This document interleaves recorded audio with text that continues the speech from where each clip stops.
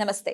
Spiritual, motivation, educational వీటికి సంబంధించి interviews ఇవ్వదలుచుకున్న వాళ్ళు కింద నంబర్ కి కాంటాక్ట్ చేయండి. నమస్తే, వెల్కమ్ టు అవర్ ఛానల్. నేను పద్మిని. ప్రస్తుతంతో పాటు ప్రముఖ ఆధ్యాత్మికవేత్త, వాస్తు జ్యోతిష పండితులు, లలిత ఉపాసకులు, వాస్తు జ్యోతిష శిక్షణ నిపుణులు బ్రహ్మశ్రీ నానాజీ పట్నాయక్ గారు మనతో పాటు ఉన్నారు. మాట్లాడదాం సార్. నమస్తే సార్. శ్రీమాత్రే నమః. సార్, యూట్యూబ్ ఇంత వాస్ట్‌గా పెరిగిన తర్వాత రకరకాల పరిహారాలు ఎలా చేసుకోవాలి అనేది చెప్తూ ఉన్నారు. అవునమ్మా. ఎవరికి నచ్చిన వాళ్ళని వాళ్ళు చక్కగా ఫాలో చేస్తూ ఉన్నారు. వాళ్ళకు పనులైతే కొంతమంది కమెంట్స్ పెడుతున్నారు, మాకు ఈ పని అయింది, మీరు ఈ పరిహారం చెప్పారు, బాగా పనిచేసింది. కొంతమంది అదే పనిగా మరి వాళ్ళు పరిహారాలు చేస్తారా, చేసిన తర్వాత నిజంగా పని చేయవా, కావాలని కమెంట్స్ పెడతారా, నిజంగానే పనులు అవ్వట్లేదా అనేది అర్థం కానటువంటి పరిస్థితి. సో ఇక్కడ ఏం జరుగుతోంది సార్? ఎన్ని పూజలు చేసినా, ఎన్ని పరిహారాలు చేసినా ఎందుకు మాకు అవ్వట్లేదు అనే వాటికి ఏంటి సార్ సమాధానం? ఇక్కడ మీరు అన్నట్టుగా కొంతమందికి నిజంగా అవ్వదు, అవ్వదా? కొంతమంది కావాలని కామెంట్స్ పెడుతుంది, కావాలని కొంతమంది అంటే వాళ్ళకి ఏం పని పాటు ఉండదు, ఊరికే ఏదో అట్లా సరదాగా పెడతా ఉంటారు. అదొక సరదా అదొక ఆలోచన. అయితే నేను చూసిన ఒక ఊరు కొంతమంది పెడుతుంటారు కదా, వేరే వేరే ఛానల్స్ లో వాటి వీటి చూస్తుంటాం కదా. అయితే నేను చెప్పేది ఒకటి అంటే, సిన్సియర్ గా మనం ఇప్పుడు మాట్లాడుకునేది ఎవరి గురించి అంటే, సిన్సియర్ గా ట్రై చేసే వాళ్ళకి ఎందుకు అవ్వట్లేదు అనే దాని గురించి చెప్తాను. సింపుల్ అమ్మ, ఏం లేదు. ఇప్పుడు ఇక్కడికి నేను వద్దాం, ఇప్పుడు ఇంటి నుంచి ఇక్కడ నేను బయలుదేరాను, ఉదాహరణకి నడుచుకుంటూ వస్తున్నా. ఒక 4 అడుగులు వేసి మళ్ళీ 4 అడుగులు వెనక్కి నడిచాను. ఎప్పటికి వస్తాను ఇక్కడికి? నేను ఎప్పటికీ రారు, అక్కడే ఉంటారు. అక్కడే ఉంటారు. ఎందుకు మరి పూజా విధానాలు ఎందుకు ఇలా జరుగుతుంది అంటే, కొన్ని మనిషి పాటించట్లేదు. ఇప్పుడు పూజ చేస్తున్నాడు, ఒక నామము సంథింగ్ ఏదో పెట్టుకున్నాడు, దాని ఫలితం అంటూ ఒక 100 రూపాయలు అనుకోండి, కాసేపు చిన్న ఎగ్జాంపుల్ చెప్తా, ఒక 100 రూపీస్ ఆఫ్ పుణ్యం వచ్చింది అనుకుందాం. మీకు కొన్ని పాటించాల్సిన కొన్ని ఉంటాయి. అంటే అట్లాగా ఇంట్లో కొన్ని పాటించాలి. లేడీస్ బయట ఉన్నప్పుడు కలుపుకోకూడదు. చిన్న ఎగ్జాంపుల్ చెప్తాను. నార్మల్గా మనం టాయిలెట్కి వెళ్తాం కదమ్మా, మీరు కాళ్ళు కడుక్కోపోతే ఈ పుణ్యం ఖర్చు అయిపోతుంది తెలుసా? మీకు పూజ పుణ్యం కాళ్ళు ఖచ్చితంగా కడుక్కోవాలి. అశౌచం కదమ్మా, అది ఎంతమందికి తెలుసు? ఎక్కడ పడితే అక్కడ పూజ చేస్తుంటారు, అలా కాళ్ళు కడుక్ಕೊಂಡು వచ్చేస్తుంటారు. అది చాలా పెద్ద దోషం. ఇట్లా 1-2 కాదు. ఇప్పుడు మీరు దేవతకు అర్పించకుండా తింటే అది కూడా పుణ్యం ఖర్చు అయిపోతుంది తెలుసా మీకు? ప్రతిరోజు అర్పించాలి, పెట్టాలి. భగవంతుడు గంగాదేవిని స్మరించకుండా స్నానం చేస్తే కూడా ఖర్చు అయిపోతుంది పుణ్యం. ఉదయం నిద్రలేచిన వెంటనే భూదేవిని నమస్కరించుకోకుండా మీరు గనక ఏదైతే చేస్తారో, వెంటనే ఎక్కడెక్కడ నడుచుకోకుండా, దానివల్ల పుణ్యం ఖర్చు అయిపోతుంది, ఖచ్చితంగా అయిపోతుందమ్మా. ఇట్లాగా 1-2 కాదు, చాలా ఉన్నాయి ప్రతి మనిషికి కూడా. ఇవి తెలియకుండా జరిగేటువంటి కొన్ని వాటి వల్ల ఈ పూజ చేసిన ఫలితం ఇలా అయిపోతూ ఉంటుంది. అంటే ఒక దానికోసం మీరు డబ్బులు పెట్టుకున్నారు, వేరే వాటి కోసం ఖర్చు అయిపోతుంది. ఈ డబ్బులు దీనికి సరిపోవు, అందుకే మీకు ఆ సంకల్పం నెరవేరు. ఒకటి.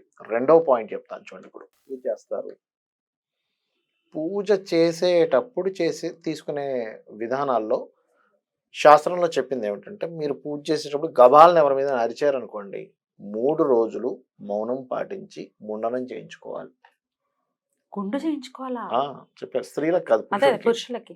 అసలు స్త్రీ అసలు గుండు చేయించుకోకూడదు. చాలా మంది తెలియక చేయించుకుని ఉంటారు, చేయించుకోకూడదు. 3 కత్తెరలు మాత్రమే ఇవ్వాలి. చేయించేసుకోమని చెప్పింది శాస్త్రం. 3 రోజులు బాధపడమని చెప్పింది. అయ్యో అని. ఎందుకంటే ఒక అతిథి మన ఇంటికి వచ్చినప్పుడు అతని ముందు మనం అరుస్తాం అమ్మా, అసలు అసహ్యంగా ఉంటుంది కదా. అసలు అసహ్యంగా ఉండడం ఏంటి, ఎంత ఇది అసలు. అక్కడ వచ్చి దేవతా స్వరూపం వచ్చి అక్కడ ఉంది, నువ్వు పూజ స్టార్ట్ చేసావు, నువ్వు ఇంట్లో వాళ్ళని కేకలేస్తూ ఉంటే నీకు అక్కడ నీకు దేవతా స్వరూపం ఎందుకు నీకు కరుణిస్తుంది చెప్పండి? అదొకటి.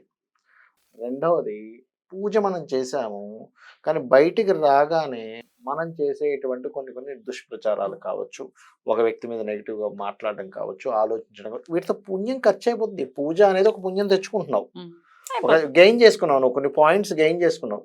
ఈ పాయింట్స్ నువ్వు ఇంకో ద్వారా ఖర్చు చేసేస్తున్నావు, ఎక్కడ నీకు ఫలితం వస్తుంది? ఇది ఫస్ట్ అర్థం చేసుకోవాలి. నువ్వు ఎక్కడ ఖర్చు చేసేస్తున్నావు ఈ పాయింట్స్ని తీసుకెళ్ళి, ఇది చాలా ముఖ్యమైనది. ఇంకోటి ఏంటంటే, చేస్తాం పూజ, అవుతుందో లేదో, చేస్తున్నాం కానీ అవుతుందో లేదో, అవ్వదేమో అవ్వకపోతే ఏంటని మనం అదొక మంత్రంగా పనిచేస్తుంది. నువ్వు అరగంట సేపు ఒక మంత్రం చదివావు, మిగతా 23.5 గంటల్లో ఓ 10 గంటలు పడుకున్నా, మిగతా ఒక 13 గంటలో 12 గంటల్లో నువ్వు మాటికి అదే చాంటింగ్ చేస్తే నీకు ఏది ఎక్కువగా బలంగా పనిచేస్తుంది? ఒకటి. ఇంకొకటి, విధానం తెలియదు చాలా మందికి. పూజ చేసే విధానం తెలియదు. మీరు అనొచ్చు, ఏమంటే భగవంతుడికి ఎలా చేసినా అవుతుంది, అవ్వదని కాదు, కానీ విధానంలో చేస్తే Correct. ఒక సిస్టమ్ మీరు స్టార్ట్ చేయాలంటేనే దానికి ఫస్ట్ నొక్కాలి, దాని తర్వాత దాని మళ్ళీ కోడింగ్ ఉంటే ఏదైనా దాన్ని తీయాలి, పాస్వర్డ్ ఉంటే పాస్వర్డ్ పాస్వర్డ్ ఉంటే కొట్టాలి. పాస్వర్డ్ తీయాలి, అందులో మళ్ళీ ఎందులోకి వెళ్ళి ఆ ఫొటోస్ ఉన్నాయా ఆ సిస్టమ్ లో ఎక్కడ ఉందో అక్కడికి ఏ వెళ్ళి డ్రైవ్ నొక్కాలి, లో ఉందో ఏ వెళ్ళాలి. డ్రైవ్ లో తీయాలి, ఇన్ని ఉంది కదా, అవును. మీరు గబుక్కని ఓపెన్ చేయగలుగుతారా? పూజ? అలాగే ఉమ్. పూజ కూడా అంతే. పూజ కూడా మీరు పూజలో పూర్వ వైభవాన్ని ఏ కర్మ చేయడం ద్వారా జనిస్తుందో దాని పేరు పూజ. పూర్వ వైభవం ఏ కర్మ చేయడం ద్వారా జనిస్తుందో దాని పేరు పూజ అని చెప్పారు. అందులో దీపారాధన ద్వారా కొన్ని కర్మలు చెప్పారు. అంటే మీకు శని సంబంధించిన దోషం పోవాలి నల్ల నువ్వులతో. ఇప్పుడు చాలా మంది ఏం చేస్తారంటే మిస్టేక్, ఇప్పుడు మార్గశిర మాసం రాబోతుంది కదా, ఆ. నువ్వుల నూనెతో పెట్టకూడదు మార్గశిర మాసంలో దీపం ఎట్టి అవునా? పరిస్థితుల్లో. ఉమ్. నూనె అసలు ఉమ్, మీరు పూజకు ముందు నూనె అసలు వంటకి అంటే తినడానికి వాడకూడదు, వాటిలో ఓన్లీ నెయ్యితోనే పెట్టాలి, నెయ్యితో పెట్టాలి. నెయ్యితోనే పెట్టాలి. నెయ్యిని ఎఫోర్డ్ చేయలేని వాళ్ళ పరిస్థితి ఏంటి సార్? చేయలేని వాళ్ళు ఇంకా కొబ్బరి నూనెతో పెట్టడమే. కొబ్బరి నూనె పెట్టుకోవచ్చు. అసలు ఈ నూనెలో ఒక బొట్టు ఆవు నెయ్యి వేసినా కూడా అది శుద్ధం అవుతుందని ఇట్లాంటి లేదా? మాటలు వింటాం ఆ, కదా. కొన్ని ఒరిజినల్ అయితే అంటుంటా ఉమ్, అవుతుంది అంటుంటారు. ఉమ్, అదొకటి మెయిన్ గా పాటించాలి. ఉమ్, ఇంకోటి ఏంటంటే ఆ ఆ, ఉమ్, ఈ ధూపం దీపం పద్ధతి తెలుసుకోవాలి. ఉమ్. ఎలా చేయాలి? ఈశ్వరుడు విషయం వేరు, ఇలా అభిషేకం చేసిన ఆయన తీసేసుకుంటాడు, బోలాశంకరుడు ఆయన కాబట్టి. అసలు అల్టిమేట్ కదా. ఈ పద్ధతి ఎందుకంటే ఉమ్. సిస్టమేటిక్ తెలియకుండా సరే. మీరు ఒక సిస్టమ్ ని ఆపరేట్ చేయలేరు, ఒక కంప్యూటర్ ని ఆపరేట్ చేయలేరు. Right. ఈ పూజ అంటే దేవతను తీసుకొచ్చి మీ కోరికని నెరవేర్చుకోవాలనుకుంటున్నప్పుడు మీరు ఎంత పద్ధతిగా ఉండాలని తెలుసుకోవాలి. కరెక్ట్. అది. Right sir. రైట్. ఇవన్నీ కూడా పాటించుకుంటూ ఉండాలి. అలాగే ఉమ్. ఇంకా ఏమైనా ఇంకోటి నిత్య ఏంటంటే మీరు మీ సంకల్పానికి మీరు చేసేది సరిపోవట్లేదని కూడా అర్థం ఒక్కోసారి. ఇప్పుడు నాకు ఉదాహరణకి నేను ఏదో ఇల్లు కట్టుకోవాలనుకున్నాను, ఇండివిజువల్ హౌస్ పెద్దది కట్టుకోవాలనుకుంటున్నాను. నా సంకల్పం ఉంది, నేను దానికోసం ఈ వారాహి అమ్మవారినో లేకపోతే ఏ అమ్మవారినో చింతామణి గృహాంతస్థ శ్రీమన్నగర నాయక అనే మంత్రం చేస్తున్నా. ఈ మంత్రానికంటే ఒక శక్తి ఉంది, దీనికి ఒక వైబ్రేషన్ ఉంది. ఇది పుణ్యం సంపాదించడానికి నాకు ఒక గృహం కావాలంటే దీనికంటే ఒక శక్తి ఉంది. ఇది ఎంతసేపు చేయాలి, ఎన్ని రోజులు చేయాలి, మన సంకల్పం తీరే వరకు చేయాలి. నువ్వు కొన్ని రోజులు చేసేసి నాకు రాలేదు కాబట్టి నేను వదిలేశానంటే అట్లా కుదరదు, అట్లా కుదరదు. చేయవలసిందే. నీకు తెలియదు కదా, నీకు ఎంత పాపం అడ్డుపడుతుందో నీకు తెలియదు. నీకు అసలు పూజ ఎందుకు చేస్తారు సర్వసాధారణంగా? ఒక కోరిక, సంకల్పం, ఒక కామ్యం నెరవేరడానికి నువ్వు పూజ చేసేటప్పుడు ఆ కామ్యం నెరవేరకుండా అడ్డుపడడానికి ఒక పాపం ఉంది. ఆ పాపముని కరిగింపజేసి ఈ పుణ్యం అక్కడ పనవ్వాలి. అంటే ఎంత?